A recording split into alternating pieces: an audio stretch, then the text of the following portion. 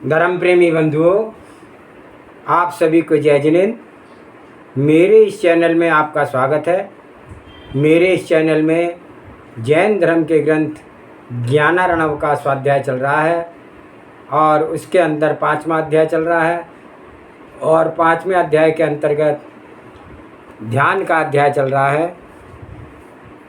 स्वाध्याय आरंभ करने से पहले मंगलाचरण करते हैं। ओंकारं बिंदु संयुक्तं नित्यं ध्यायन्ति योगिने कामिदं मोक्षिदं चैव ओंकाराय नमो नमः। अविरल शब्द गणौगा प्रक्षालति सकल भूतल मल कलंका मुनि विरूपार्षि तीर्था सरस्वती अर्थो नो दुर्तान अज्ञान तिमिर अंधानां ज्ञान अंजन शलाकया चक्षुषि उन्मीलितं येन तस्मै श्री गुरुवे नमः। श्री परम गुरुवे नमः। परंपराचार्य श्री गुरुवे नमः। सकल कालुष विध्वंसकं श्री श्याम परिवर्धकं धर्म संबंधकं भव्य जीव मन प्रतिबोधिकारकम् इदं शास्त्रं श्री ज्ञानार्णव। एतन्मूल ग्रंथकर्तारा श्री सर्वज्ञ देवा तदुत्तर ग्रंथकर्तारा श्री गणधर देवा प्रतिगणधर देवा तेषां वचनासारणमासाद्य आचार्य श्री सुखचंद स्वामी जी विरचितं मंगलम भगवान वीरो। टीकाकार 105 शुल्लक श्री सहजानंद वर्णी जी। मंगलम भगवान वीरो मंगलम गौतम गणे मंगलम कुंद कुंदाद्योति जैन धर्मोस्तु मंगलम सर्वमंगल मांगल्यम सर्व कल्याणकारकम प्रधानम सर्वधर्मानां जैनम जयतु शासनम। सर्वे श्रोता सावधानतः श्रवन्तु। श्लोक संख्या 260। उत्थितिषु महापंक जन्म संज्ञा जन्म अक् संज्ञा दुरुत्तरात् यदि किम न तदा धत्से धियम ध्याने निरंतरम। यदि तू दुरुत्तर दुख से पार हो सकने वाले इस संसार नामक महाकीचड़ से पार होने की इच्छा करता है तो निरंतर अपनी बुद्धि को ध्यान में क्यों नहीं लगाता। अभिप्राय यह है कि जो प्राणी गहरे कीचड़ के समान भयानक इस संसार से अपना उद्धार करना चाहते हैं उन्हें अपनी बुद्धि को निर्मल ध्यान में लगाना चाहिए। संसार के कष्टों से मुक्त पाने के लिए आत्म ध्यान में धीरता धारण करने का उपदेश, सावधानी बनाने के लिए फिर भी कुछ उपदेश दे रहे हैं। हे आत्मन, यदि तू कष्ट से पार करने योग्य इस संसार रूपी कीचड़ से निकलने की चाह करता है तो तू ध्यान में निरंतर धीरता क्यों नहीं धारण करता। कोई पुरुष किसी कीचड़ में फंस गया हो तो बड़ा कठिन है, तो घबराने रोने से तो काम नहीं चलेगा। तू धैर्य रख, निकलेगा। धीरे धीरे विधि पूर्वक प्रयोग से निकल आएगा। तो ऐसे ही तू संसार रूपी करदम्म में फंस गया है जो बिना कठिनता से पार किया जा सकता है। तो तू धैर्य रख और इस संसार सागर से पार होने की विधि आत्म ध्यान है तो उसे आत्म क्रिया को प्रक्रिया में तू धैर्य पूर्वक गंभीरता से अपने पुरुषार्थ कर। इसके सिवा अन्य कोई उपाय नहीं है कि संसार सागर रूपी कीचड़ से यह आत्मा निकल सके। जब अंतर्दृष्टि करके भीतर निहारो तब विदित होगा कि अहो, इसका तो बाहर में कुछ भी नहीं है। यह तो यही है जे जो चौकी दरी चटाई तखत पुस्तक आदि है ये कभी लड़ते झगड़ते नहीं दिखे। ये भी तो सत पदार्थ है, अस्तित्व इनका भी है। ये क्यों नहीं एक दूसरे की हावी बनते हैं। तो मालिक बनने के लिए तो जीव भी तो एक सत है, वह भी तो पदार्थ है, वह भी किसी का अधिकारी नहीं है। पर जीव की यह ज्ञानवान है, जानकारी मिली है, तो इस कारण से अपनी इस सुविधा का दुरुपयोग कर रहा है। दृष्टांत पूर्वक मोह में ज्ञान कला का दुरुपयोग का कथन करते हुए दुरुपयोग न करने की प्रेरणा भरा उपदेश कि जैसे गरीब लोग कहते हैं कि वे भी घर में रहते हैं और थोड़ा थोड़ा वे फालतू बेकार की बातों में रहते हैं, लेकिन उनमें साहित्य कोई कला नहीं है, बुद्धि विकास नहीं है, तो उनकी एक साधारण ढंग से कि एक धर्म विरुद्ध बात चलती रहती है। तो विषय सेवन समझ लीजिए, पंच इंद्रिय के विषयों का सेवन देहाती जन करते हैं, और अमीर लोग धनिक लोग जो थोड़ा पढ़ लिख गए हैं, कुछ भी विद्या आ गई है, तो कुछ साहित्य कला भी आ गई है, कुछ अलंकार जान लिया है, कुछ छंद साथ जान लिया है, कुछ बोलने की भी शैली आ गई है, तो अब यह पढ़ा लिखा चतुर इन साहित्यिक कलाओं को, इन प्रतिभाओं को विषय सेवन में निरंतर लगाए रहता है। तो कम पढ़े लिखे लोग भी इंद्रिय साधन करते हैं, उनकी अपेक्षा यह पढ़ा लिखा अधिक उपभोग में लगता है। तो ज्ञान मिला है ना कुछ इसलिए कि पढ़े लिखे का ढंग उन देहातियों से भी बढ़ कर के गजब हो जाता है। तो ये अचेतन पदार्थ हैं, इनका भी कोई दूसरा पदार्थ कुछ नहीं है, मगर इनमें जानकारी नहीं है, तो ये सीधे साधे पड़े रहते हैं, तो परिणमन करते रहते हैं। किंतु इन संसारी प्राणियों में एक जानकारी लगी है कि एक असाधारण गुण है, सो ये मोह करके उस जानकारी का दुरुपयोग कर रहे हैं। अमुक मेरा है, अमुक में मेरा नाम है, ये अचेतन इस दृष्टि से में सबसे ज़्यादा अच्छे हैं। तो ये बेचारे नाम के लिए कूदते फांदते तो नहीं, अपना सम्मान अपमान तो नहीं महसूस करते। स्वरूप दृष्टि से देखो तो इस आत्मा को भी कूदने फादने का काम ना था, ना सम्मान अपमान नाम यश मोह इनका भी कोई काम ना था, लेकिन जानकारी की कला पाई है, सो इस कला का दुरुपयोग यह संसारी प्राणी कर रहा है। तो देख आत्मन, तू निराकुलता के साधनभूत ध्यान की सिद्धि में सफल होना चाहता है, तो तू मोह को छोड़, संग छोड़, और ध्यान की साधना के लिए तू धीरता पूर्वक उद्यम कर। इस प्रकार ध्यान के प्रकरण में ध्यान की विधियों बताने से पहले एक सावधानी कराई गई है। श्लोक नंबर 261। चित्ते तव विवेक सीर्याद्य शंका स्थिरी भवेत् कीर्त्यते ते तदा ध्यान लक्षणम स्वांत शुद्धिदम। यदि तेरे अंतःकरण में विवेक पूर्वक लक्ष्मी निर्भय होकर के स्थिरता से रह सकती है, तो तेरे लिए अंतःकरण की शुद्धि को प्रदान करने वाले इस ध्यान के स्वरूप का कथन भी किया जाता है। तो विवेकी जन के लिए हृदय शुद्धि का कारक ध्यान लक्षण का कीर्तन। कहे भव्य पुरुष, यदि तेरे मन में संदेह रहित विवेक रूपी लक्ष्मी स्थिर हुई है, तो मन की शुद्धता को देने वाले ध्यान को भी हम लक्षण कहते हैं। तो ध्यान की सिद्धि के लिए मन को पवित्र बनाना आवश्यक है।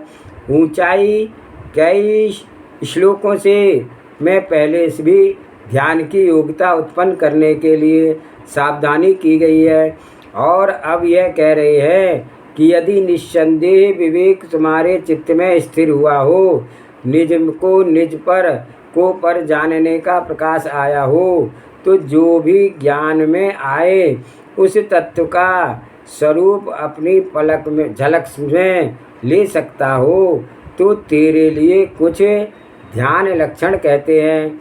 तो अब चित्त संदेह सहित और स्थिर होता है, तभी तो कुछ कहे हुए वचनों को ग्रहण होता है अथवा उसकी प्रतीति होती है। तो इस कारण मन को पवित्र बनाना प्रथम आवश्यक है। पर से छूट करके अपने आप में मग्न हो सकने का ध्यान बनाने के लिए चित्त काम क्रोध मान माया लोभ मोह इनसे रहित हो और कम से कम मोह भाव से तो सर्वथा रहित हो, अथवा सम्यक ज्ञान का प्रकाश हो और कसाय मंद हो, तो ध्यान की बात अपने हृदय में धारण करने की पात्रता होती है। श्लोक नंबर 262। यम मोह माइन्द्रा जगत्त्रय विसर्पिणी यदि क्षीणा तदा क्षिप्रम पिब ध्यान सुधारसम। हे प्राणी, यदि तेरे तीनों लोकों को व्याप्त करने वाली मोह रूपी गाढ़ निद्रा नष्ट हो चुकी है, तो तू शीघ्र ही उस ध्यान रूपी अमृत रस का पान कर। तात्पर्य यह है कि जब तक प्राणी की बाह्य पदार्थों की ओर से ममत्व बुद्धि नहीं हटती है, तब तक उसके निर्मल ध्यान की संभावना नहीं है। इसलिए ध्यान के अभिलाषी प्राणी को उस ममत्व बुद्धि का परित्याग अवश्य करना चाहिए। अज्ञान महानिद्रा, तो इस अज्ञान रूपी महानिद्रा जो तीन लोक में फैलने वाली है, यदि तेरी नष्ट हो गई है, तो तू ध्यान रूपी अमृत रस का पान कर।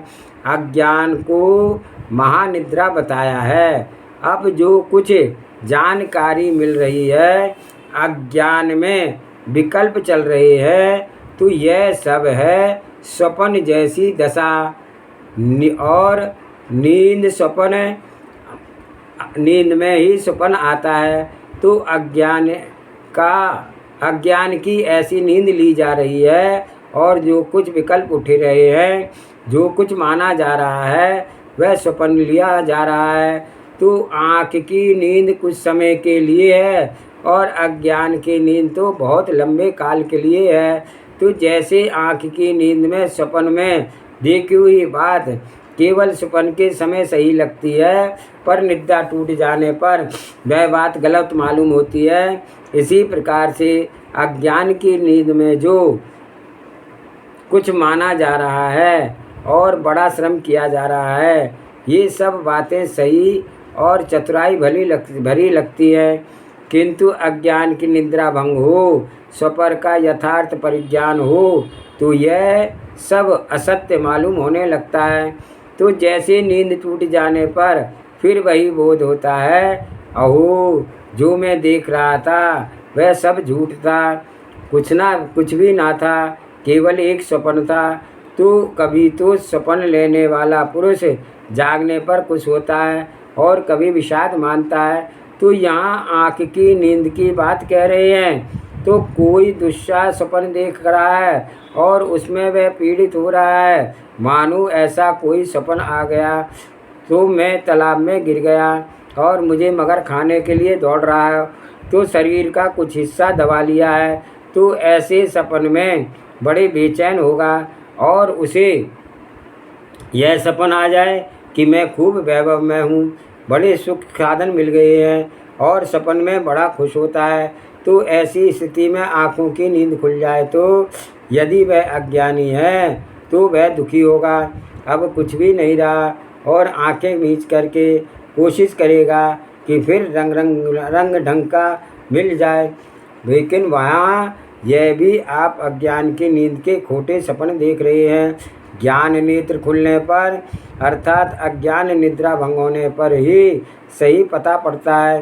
तो और वह सब झूठा था, तो व्यर्थ का झमेला था, वह तो अपने सत्य स्वरूप के दर्शन करके आनंद पाता है। तो अज्ञान महानिद्रा भंग होने पर ही आत्म समूह के स्वरूप की शुद्धि की संभवता होती है। तो देखो भैया, कसाय रहित होना कर्मों का स्वरूप नहीं, आत्मा का स्वरूप। कसाय सहित होना आत्मा का स्वरूप नहीं है, और कसाय से रहित होना भी आत्मा का स्वरूप नहीं है। कसाय सहित थे तो अब कसाय नहीं रही, तो एक इस विशेषता को बताया है, पर आत्मा के स्वरूप को छुआ कहाँ। आत्मा का स्वरूप निषेध रूप नहीं है, वह है विधि रूप। क्या आत्मा में है तो उसे बताओ, तो स्वरूप आए। तो क्या नहीं है ऐसा बताए, तो स्वयं का स्वरूप नहीं आया। तो यह एक विशेषता बताई गई है। तो आत्मा का स्वरूप न कसाय सहित है और न ही कसाय रहित है। तो फिर हुआ क्या, तो जैसे प्रसिद्ध बात है, बताया गया है, कह दिया जाए आत्मा का स्वरूप ज्ञान है।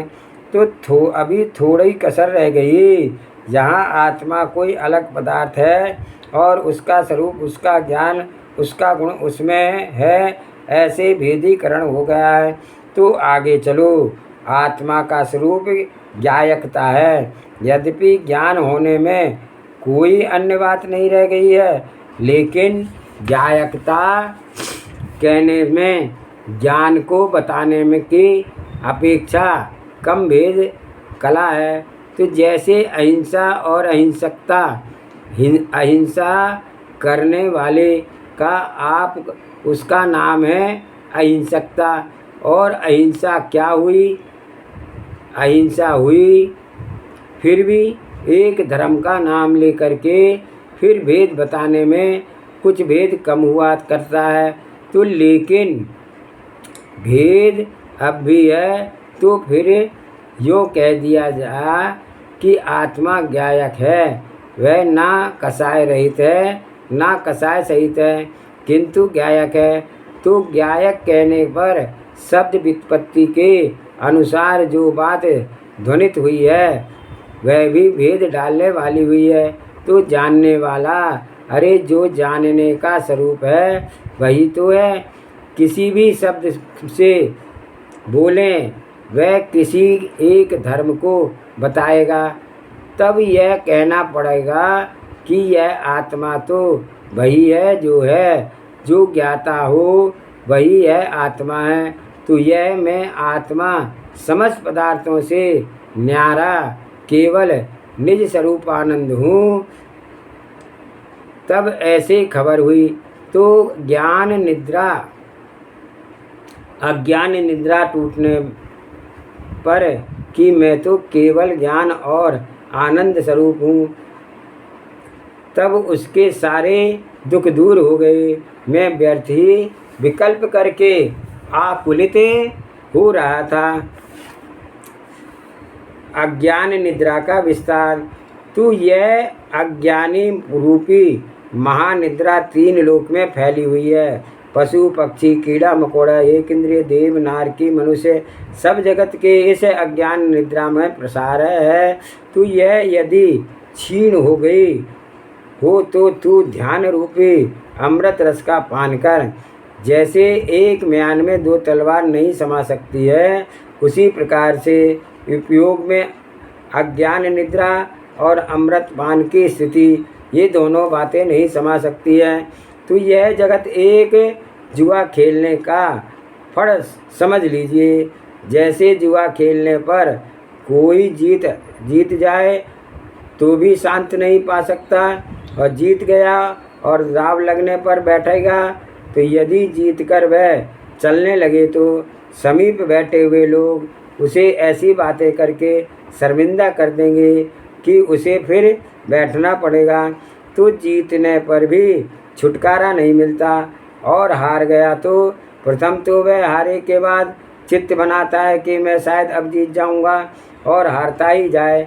तो थोड़े विवेक जागे, चलने लगे तो पास बैठे लोग न उठने देंगे। वे कहेंगे बस इतनी ही दम थी, कुछ भी बातें कह करके उसे फिर उसी में लगाने का यत्न करते हैं। तो ऐसे ही यह संसार माया जाल भी एक जुआ का मैदान है। पुण्य का फल पाकर के लोग उसमें जीत समझते हैं और गर्व से छाती फुला करके चलते हैं और शांति नहीं मिलती है। पर और वह तृष्णा में लगता है कि यदि पाप का फल मिला तो विपदा मिली तो उसमें अपनी हार मानता है, तो इस हार में भी दुखी रहता है और हार कर भी वह मोह छोड़ना चाहे तो नहीं छोड़ पाता है। तो ऐसी व्यवहार होता है लोक में। तो यह जगत बड़ी मुश्किल से तिरने योग्य है, क्योंकि अज्ञान की निद्रा बसी हुई है। थोड़ा अंदाज इसी से लगा लो कि कुछ स्वाध्याय करते हैं, भक्ति करते हैं, धर्म पालन करते हैं, बार बार यह शिक्षा मिलती है कि मोह को छोड़ो, तो सब स्वरूप पर रूप है, तुम सबसे अलग हो, स्वतंत्र हो, तृष्णा करो, तो किसी में अपना सम्मान अपमान ना मानो, किसी में अपना नाम यश रखने की धुन मत रखो। अनेक बार ऐसा सुना है कि फिर भी जो व्यवहार बनता है, जो कमजोरी आती है, उसे खुद अंदाज कर लीजिए। चाहते हैं तो यह छूट जाए, पर छूटता नहीं है, अथवा ऐसी स्थिति आ जाती है कि वह छोड़ना नहीं चाहता, और जो इस प्रकार होने को होता है वही उसकी काल लब्धि है। तो सोई हुई अवस्था में तू इस ध्यान अमृत को पी नहीं सकता। तू जरा अज्ञान नींद को तोड़ और सबसे निराला रहने का यत्न कर।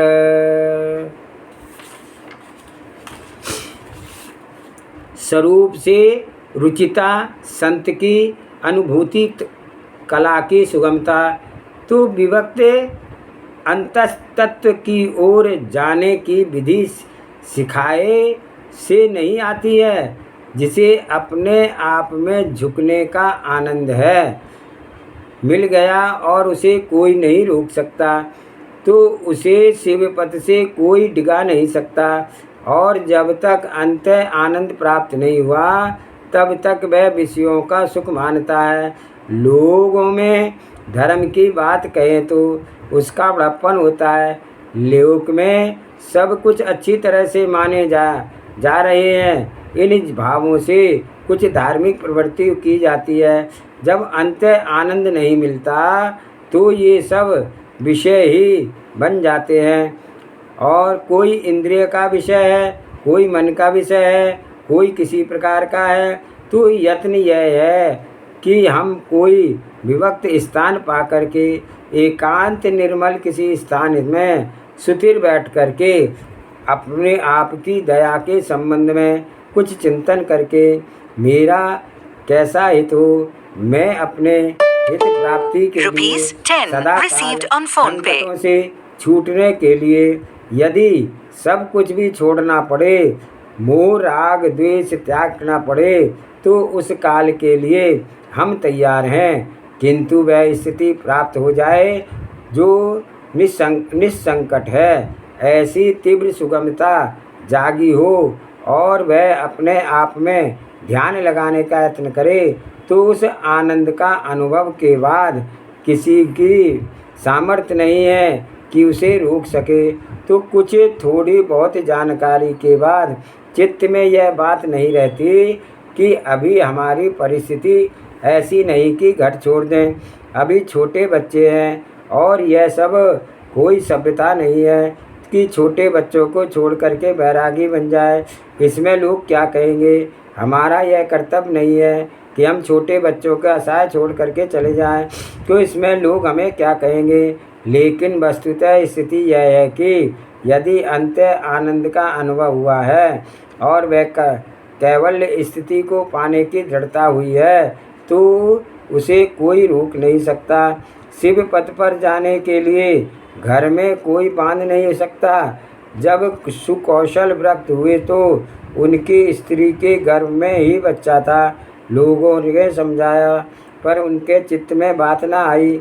खैर अंत में इतना मान लिया गया कि जो घर में हो उसे राज तिलक किया जाए, तो उसे अंतरंग में अनुभव हो जाता है कि उसे तो केवल ही सुहाता है, बाकी तो सब दंड फंद मालूम होता है।